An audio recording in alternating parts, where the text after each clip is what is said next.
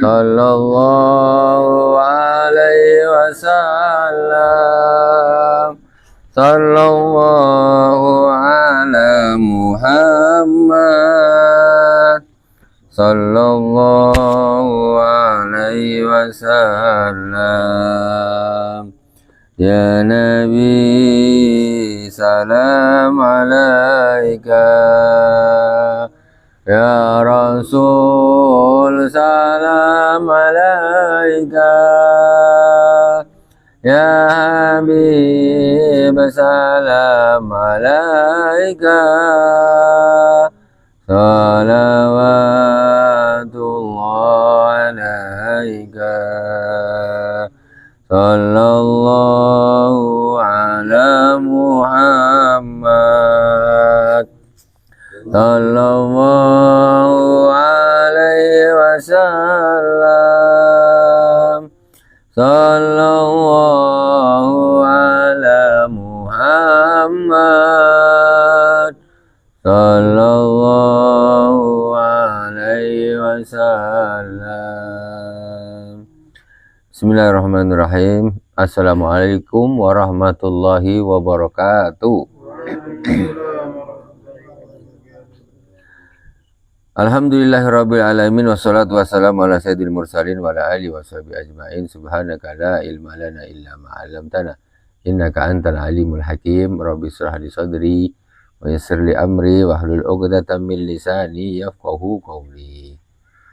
Allahumma shalli ala nuril anwar wa sirril asrar wa tiryakil aghyar wa miftahi babil yasar sayyidina wa maulana Muhammadinil mukhtar wa alihil adhar wa ashabil akhyar adada ni'amillahi wa ifdalih.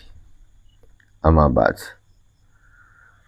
Jemaah yang dirahmati Allah Subhanahu wa taala, kaum muslimin dan muslimat di mana saja berada yang dirahmati Allah. Kita pertama sekali kita baca Fatihah kepada baginda Rasulullah sallallahu alaihi wasallam, kepada para anbiya, para sahabat, tabi'in, tabi'in, kepada para aulia wa syuhada wa salihin wa jami' masyayikhina fid din. Khususan Abu Yasin Muhammad bin Alwi Al-Malik Al-Hasani, Abu Yasin Ahmad bin Said Muhammad Al-Malik Al-Hasani, wa khususan ila Sayyidina Imam Muhammad bin Muhammad Al-Ghazali amaddanallahu bi madadihim wa fada alaina min barakatihim wa anwarihim wa ulumihim fid dini wad dunya wal akhirati bi sirril Fatihah. A'udzu billahi minasy syaithanir rajim. Bismillahirrahmanirrahim. Alhamdulillahi rabbil alamin. Ar-Rahmanir Rahim. Maliki yaumiddin. Iyyaka na'budu wa iyyaka nasta'in. Ihdinas siratal mustaqim. Siratal ladzina an'amta 'alaihim ghairil maghdubi 'alaihim waladdallin. Amin. Bismillahirrahmanirrahim. Ikhwani wa akhwat, ikhwani fillah, hafizakumullah. Kemarin kita sampai di pembahasan wa yajibu an ta'lama manahiyaha allati ya andadu hadhil umur kasukhat wal amal. Kita kemarin dituntun oleh Al-Imam Al-Ghazali bahwa wajib bagi seorang murid belajar mengetahui apa-apa saja yang dilarang oleh Allah Subhanahu wa taala. Pertama sekali belajar ilmu tauhid, kemudian belajar fikih, belajar apa-apa saja yang diwajibkan. Kemudian juga harus belajar, harus tahu apa-apa yang dilarang sehingga tidak terjerumus ke dalamnya. Karena apa? Ketika orang nggak tahu, biasanya dia akan terjerumus. Dan kitab ini lebih mengarah kepada yang sifatnya hati. Jadi umpamanya contoh kasukti wal amali wal riya wal kibir wal ujub. Ini orang harus tahu juga. Seorang muslim harus tahu bahwa suhud itu marah, dongkol di dalam hati. Tidak boleh. Amal berangan-angan, panjang angan-angan. Riya tak boleh. Sombong tak boleh. Wal ujub tak boleh. Itu semuanya harus dijauhi. Orang harus tahu Sekarang orang standarisasi, contoh riya, orang nggak tahu, dikiranya dia bagus, dia beramal, ya kayaknya sih bagus nih biar ini, ternyata karena dia tidak tahu arti daripada riya itu yang sesungguhnya, akhirnya mereka terjerumus ke dalam kemaksiatan, tapi gambarnya gambar ibadah. Sedekah gambarnya ibadah, tetapi padahal dia sedang bermaksiat kepada Allah Subhanahu wa taala. Ketika dia bersedekah tapi kok ada riaknya di situ. Sholat gambarnya ibadah tapi hakikatnya dia maksiat. Kok bisa? Iya, sholatnya itu ujub. Nah, ketika orang ujub ini dia tidak merasa bahwa itu tidak boleh atau haram, akhirnya dia anggap itu biasa. Jadi bertahun-tahun dia punya rasa itu, habis semua sholatnya. Nah, padahal rajin sholat, tetapi di dalam sholat itu dia ada ujubnya. Ibadah rajin tapi ujub, aku nih tengok orang-orang apa lah ini, bajingan-bajingan semuanya, pemalas ini. Ada ujubnya di dalam. Jadi selama-lama dia sholat yang nampaknya ibadah, ternyata itu adalah bermaksiat kepada Allah Subhanahu wa taala. Maksudnya harus dijaga, bukan sholatnya yang tidak usah. Sholatlah kalau gitu, bukan gitu, tetapi sholatnya wajib. Cuman bagaimana ujubnya itu bisa hilang. Nah, ini yang seperti ini itu harus dipelajari.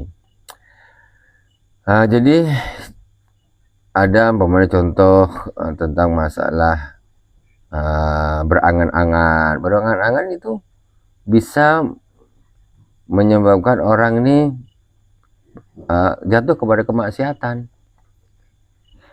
Mikirin apa gitu, dunia dipikir keterlaluan, kepengen ini, kepengen ini, kepengen ini, kepengen ini.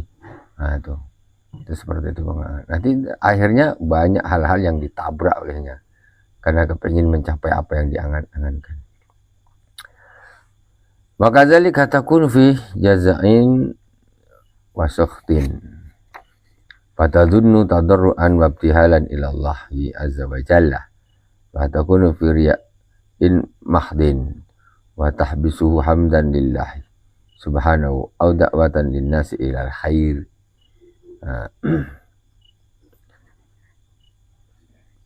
Orang contoh dia berdakwah kepada Allah Subhanahu wa taala, tapi dia tidak tahu standarisasi riya itu seperti apa.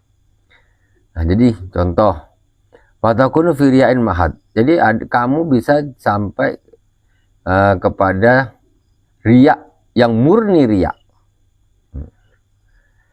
Watasibu hamdan lillahi subhanahu au da'watan lillahi ilal khair. Tetapi engkau menyangka itu ya semacam memuji Allah atau dakwah, mengajak manusia kepada kebaikan. Nah, itu gambarnya itu dakwah.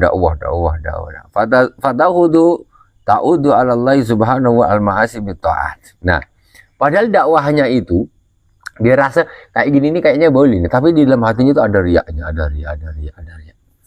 Nah, ini dia justru menjadikan amal-amal ketaatan kepada Allah Subhanahu wa taala menjadi kemaksiatan. Nah, kalau sekarang orang mabuk itu memang maksiat. Jadi orang akan tahu itu maksiat.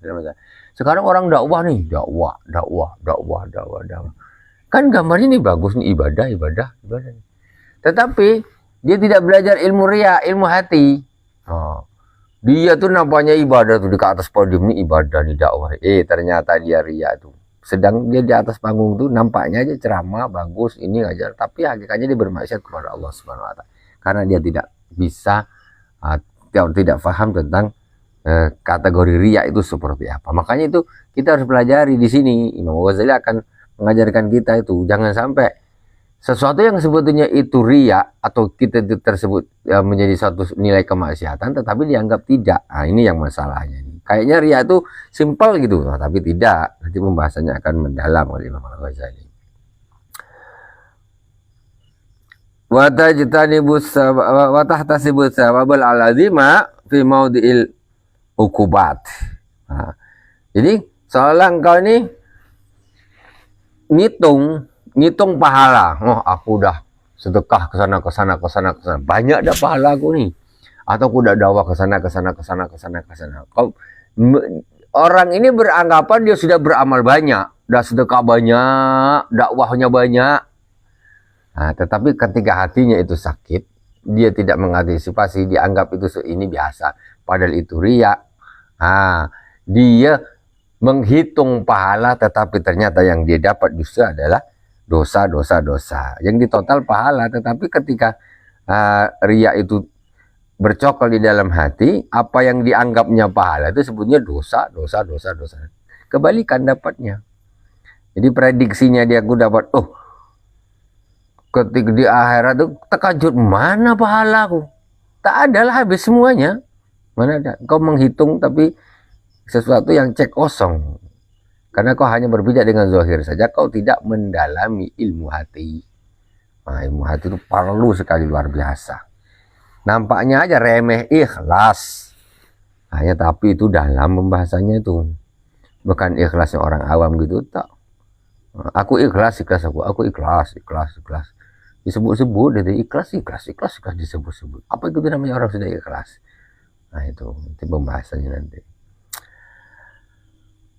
Wa fatakunu fi ghururin adzim, maka engkau akan berada di dalam tipuan yang besar. Ya, kamu sedang kena tertipu. Orang anggapannya meleset daripada kenyataannya, tertipu. Latin qabiha, dan kau di dalam kelalaian, padahal nampaknya ibadah, tapi sebenarnya dia itu adalah orang yang lalai. Sholat duha terus. Yang diperhatikan cuma zahirnya saja, syariatnya, ilmu luarnya saja, batinnya tidak diperhatikan. Dosa.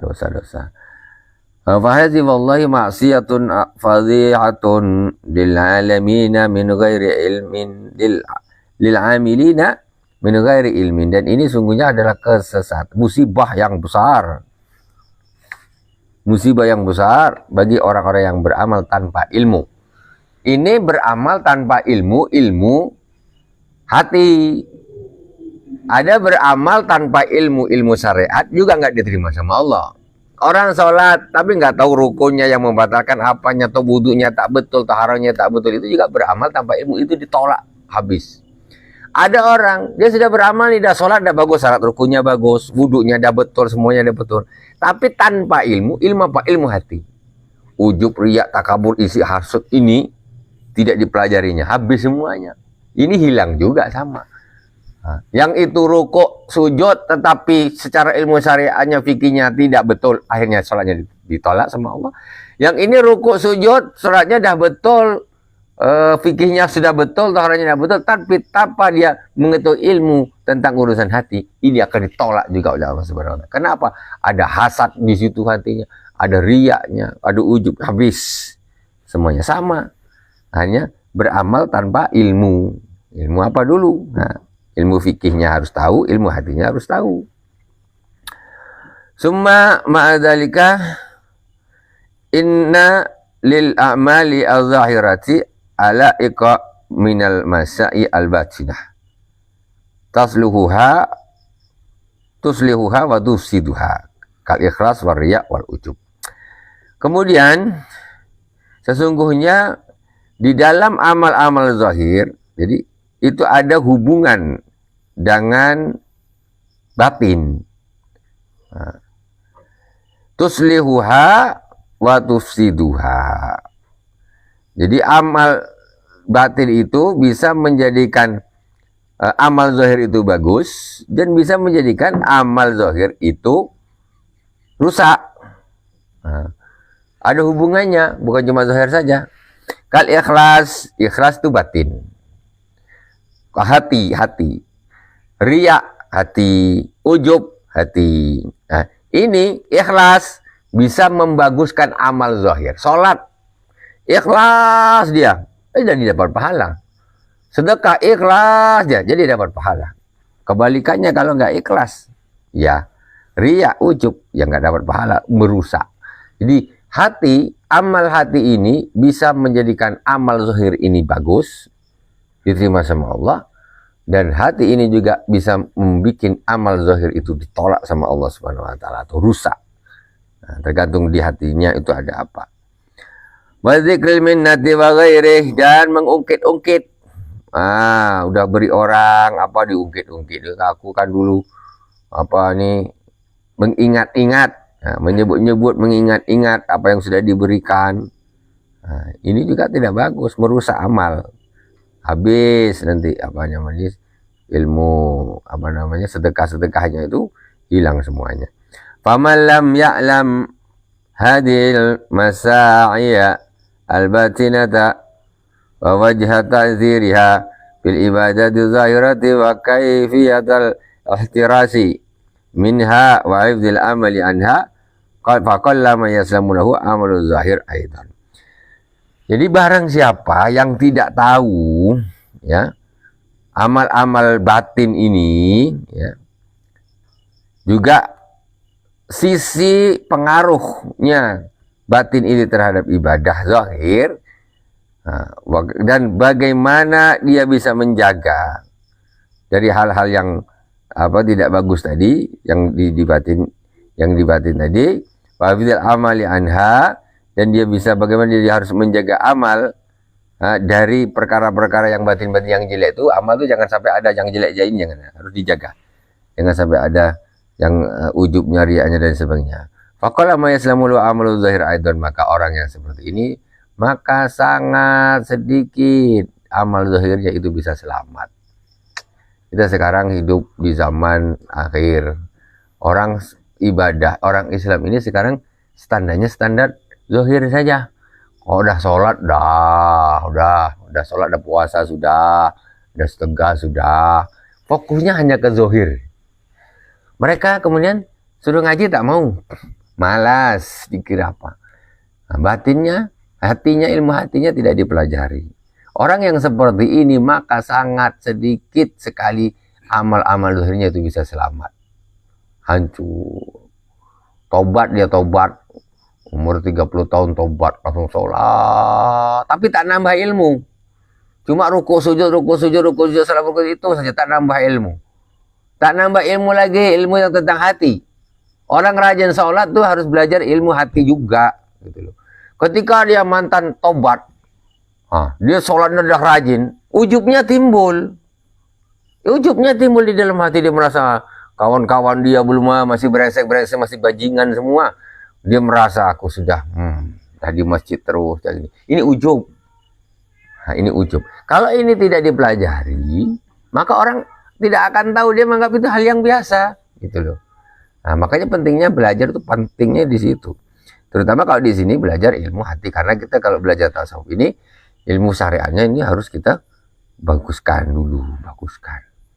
Ya, ilmu toharohnya apa segala macam, fikihnya kita harus tahu, harus belajar.